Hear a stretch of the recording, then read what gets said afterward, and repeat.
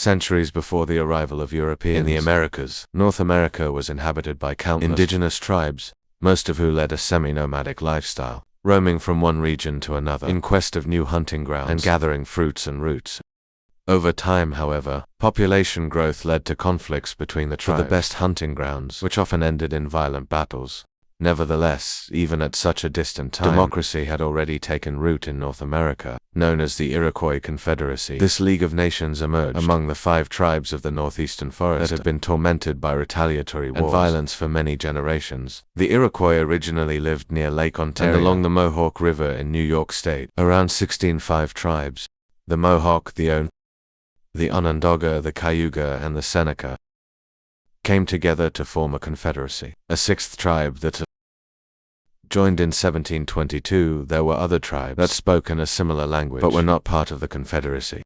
In 1650, the Iroquois started making their way to the state of Ohio between the Great Lakes and the Ohio River. They conquered and chased out several groups of Native Americans living in the area. Resulting conflicts were known as the Beaver Wars, as the Iroquois wanted more land to hunt and capture beavers and deer. While the tribes began to work together, they surely did not renounce war. They fought and captured other native tribes, as well as waves of European immigrants arriving on the new continent. They fought against the early French and British settlers. The Iroquois took part in the fur trade with the Dutch, and then the British. Unlike many other tribes east of the Mississippi River, the Iroquois generally disliked the French and usually traded their hunting spoils with the English. A small group converted to Catholicism and helped the French, but the majority of the Iroquois helped the English during the so-called French and Indian War. As was fairly typical of northeastern Indians, before colonization, the Iroquois dwelt in large communal houses known as made of saplings and covered with elm bark, each sheltering many families. The Malacca family was the basic unit of traditional Iroquois society and provided a form of social organization. Agriculture was the main food source, and the women had a specific role as they were thought to be connected to the land's power to generate life. For this reason, women were responsible for determining how food would be distributed within the community. Iroquois society was when a marriage took place, the groom and his family relocated to the bride's home, and the family line was traced back to her. War was important in Iroquois society. For men, self-respect depended on achieving personal glory. In war, prisoners of war were often enslaved or otherwise adopted to replace dead family members. Battle losses and disease heightened the need for prisoners, who became a significant population in Iroquois settlements by the late 17th century.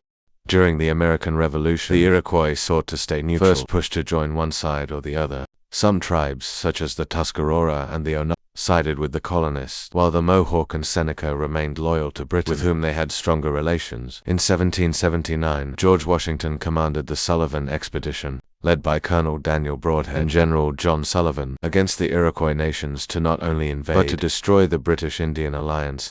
They tortured many Iroquois villages throughout western New York, and the surviving Indians moved to Canada. The American Revolution wreaked great division among the colonists that also caused a rupture in the Iroquois Confederacy. The diseases brought by the Europeans dwindled the Iroquois population to a fraction of what it had been. In the past hundreds of years of coexistence between the tribes and the collective government were superseded by the sheer immensity of the American Revolutionary War. By the end of the war, the fear that the colonists would fail to honor the pleas of the Iroquois became a reality, especially after the majority decided to stand with the British and were no longer considered reliable by the newly independent Americans. The Canadian Iroquois communities in Oka and Kanawake became flourishing settlements in the 19th century, supporting themselves by farming and selling sleds, snowshoes, boats, and baskets. Iroquois society would prove to be the most military threat that European settlers could face, though. The conquering of their territories forced them to relinquish much of their land. Their legacy remains. Some historians assigned some aspects of the United States Constitution to the Iroquois ideas. The Iroquois Confederacy laid out a model of federalism, separation of powers, and participatory democracy that would inspire leaders such as Benjamin Franklin and James Madison. During the formation of the United States,